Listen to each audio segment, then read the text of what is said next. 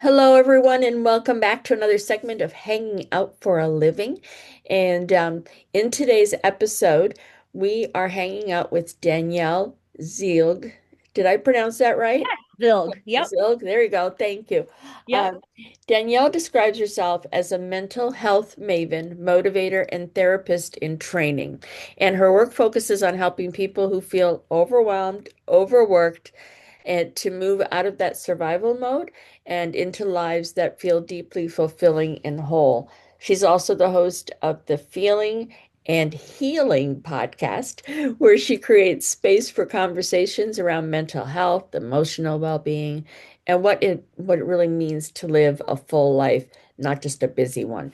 And I love this idea because so many people today are successful on paper, but still feel like they're just trying to keep their heads above water. So today we're going to talk about what survival mode actually looks like, why so many people end up there, and what it takes to start living more intentionally. Danielle, welcome to Hanging Out for a Living. Thank you so much, Teresa. What a awesome welcome introduction. I love it. Thank you. Thank you. You're welcome. It's great to have you here. I know you're busy and I'm so grateful you took the time Oh, away. So let's absolutely. let's dive in. Your work focuses on helping people move from survival mode hmm to living a whole and fulfilled life.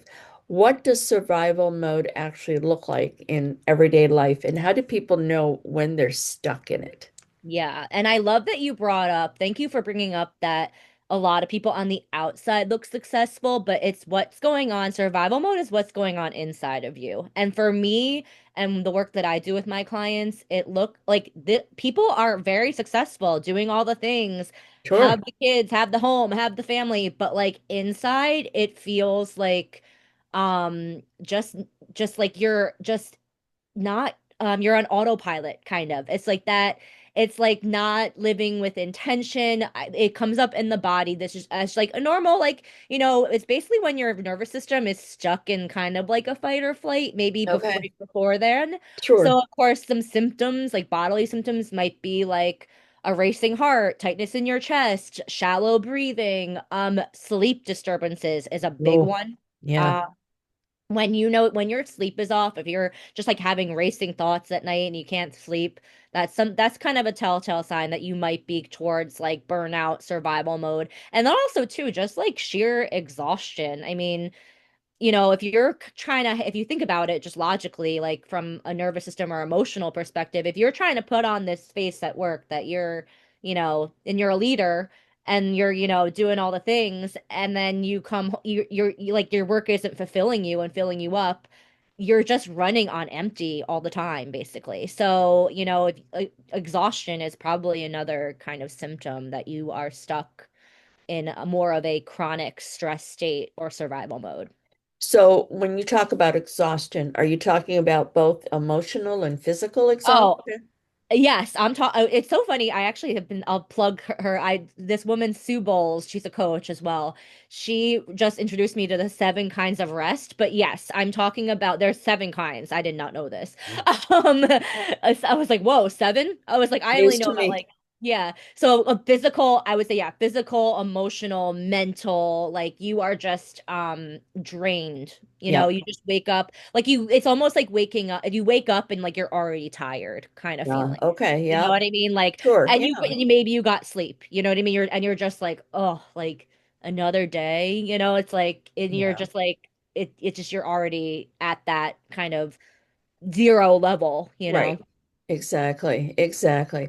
So you're currently becoming a marriage and family therapist while also creating conversations around mental health through your podcast. So what inspired you to go down this path of helping people heal and grow? Oh, well, my own mental health journey. I was diagnosed very early on in my 20s, with general anxiety disorder, which most people have. So, and then as I was doing my work as a coach, I discovered that like I needed to go a little deeper with people, not like crazy, but Sure. I found myself doing some deeper self work and identity work, and I was like, you know what? I want to learn from what I think is the best. And I was like, I need to go back to school.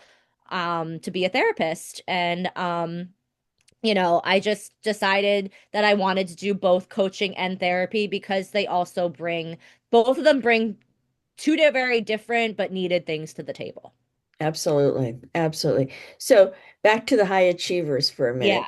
minute. Yeah.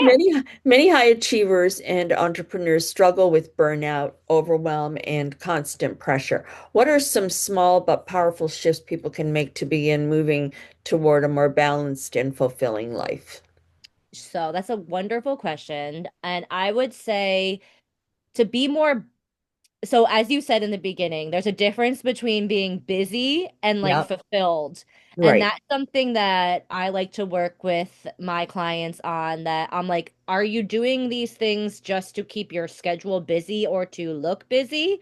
Ah, Or are you doing it because you want to do it? Let's bring things back to what you want to do and what fills your cup. Because, sure. yes, like, let's be honest, like, we live in the world, like, some things, yes, are going to be a little tedious, but let's refocus your life on what fills you up and then also what is productive and you find valuable. I am a core values girl and do a lot of values work with people and I remind them of what their values are and then I try to bring them back and every decision they make, every behavior they do, every task back to those values because that's what creates that, wholeness or that Yeah, foundation sure. for being fulfilled is if you're living in alignment with your values.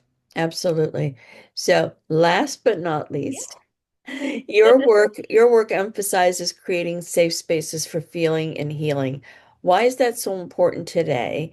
And how can people begin creating those kinds of spaces in their own lives or communities? Absolutely. So I always say this, we live in we know a crazy world and also a world that keeps us overstimulated and actually in our nervous systems activated all the time. So like whether you're getting a text message, an email, there's multiple screens everywhere all the time. Sure. Our bodies and brains were not built for this much stimulation. So that's why I really stress like if you focus on yourself, your inner work, your own healing, you will build a resiliency to be able to just like walk through daily life and actually enjoy it versus being reactive of it. You will actually be empowered to be part of it. And also too, I mean, as a mental health professional and coach, I'm just such an advocate of people because in order to heal, you need to feel, and then in order to grow, you need to understand something. So it's like you need that relationship matters. So building Absolutely. those bridges between those things is my passion. I love that. So I have to say, Danielle, this has been such an important conversation. Mental health, emotional well-being, and learning how to move from simply surviving to truly living are topics that resonate with so many people right now. Um, if this conversation, folks, sparked something for you, I encourage you to connect with Danielle and explore her work, including her Feeling and Healing podcast. You'll find her contact information and links to the video description below. And of course, if you enjoyed conversations like we're having today, like this one, please like, share, and subscribe to the channel so you don't miss future episodes of Hanging Out for a Living, where we continue exploring the people, ideas, and stories behind building meaningful lives and work.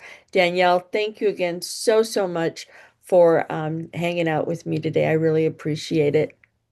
Thank you, Theresa. It was a pleasure. And for all of you listening or watching, thanks for hanging out with us today. Until next time, bye for now.